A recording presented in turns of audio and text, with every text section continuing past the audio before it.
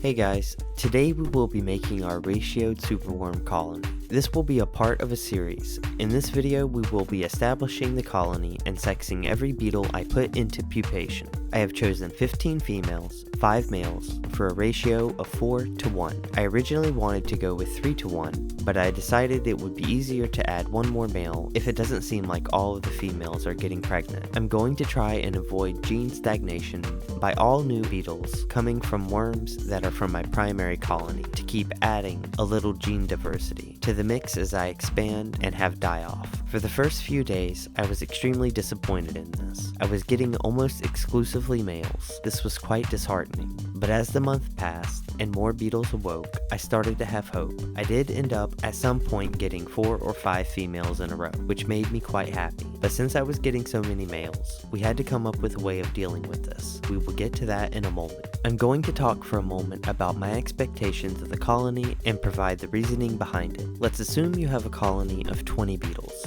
chosen randomly. We will be generous and say you have a perfect 50-50 split, which I think is a little unlikely as I tend to get more males than females, and I sex every batch. So, my ratioed colony by default should yield more, as I will have more females. It would take a colony twice the size of mine to outproduce it, assuming you have a perfect 50-50 split. But if we double the size of my colony and keep the ratio, it would take a colony of 80 to outproduce my 40. If we went to 80, it would take a colony of 120.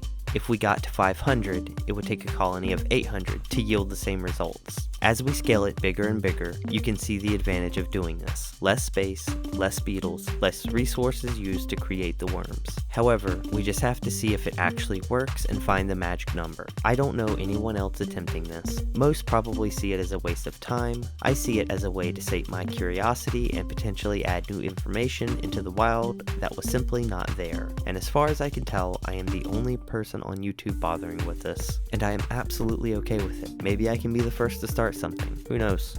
One issue that arises is what to do with the males. I'm going to be running a separate experiment where I am housing all of the males together. I will show it shortly, as I'm sure we still have a few more beetles in the background to sex. I hope this is giving you guys enough examples so that you can be an expert at sexing them. I found it to be best to do it right after they pupate. They are weak and they will not typically run or fight. I do not normally pin them down as they are soft in this stage. However, sometimes I do for the darker beetles since they have had time to regain strength and harden. But I have found this to be the easiest method of sexing beetles, and it only takes a few seconds to know what you have. Another answer I tried to come up with for dealing with excess males was feeding it to a tarantula right after it pupated, so it would be weak and soft. Then I read about them being potentially dangerous to tarantulas. I've read that you should crush the head first before feeding if you do, and I simply cannot do that after raising them. It's odd that I can feed them to something without blinking an eye, but when it comes to actually harming them, I can't do it, so it's not an option for me. So, to my side experiment, a male-only colony. It has been a few weeks, and I've yet to see a single beetle harm. In fact, they act very much like a typical colony. The only thing that I noticed that they do differently is pile together whether or not they have hides. But they eat, they drink, zero aggression.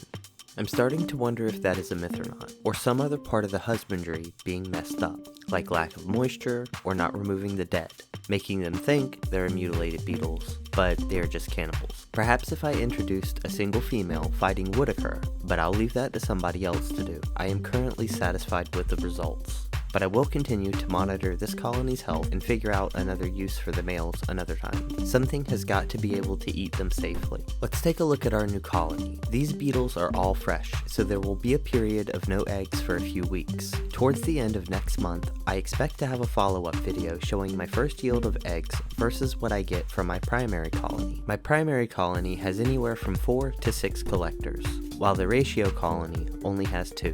I will show all the pieces in the update. I will not be leaving the ratioed colony in this small container. However, it is more than large enough for them. But I saw a neat idea the other day that somebody was doing for mealworms that I'm going to try out for my superworms. It was rather brilliant, but we will have to see how it works in practice. I'm going to update their enclosure to incorporate this idea, and if it works out, you will see it in next month's video. Alright guys, that's all I have for you today. Tell me what you think in the comments about this idea and whether or not you think it will work, or if it will prove to be beneficial. If you like this video and you have it in your critter loving heart, give me a like, a subscribe, and hit the bell icon for more videos like this. And as always, from the Gizzards and I, have a wonderful day.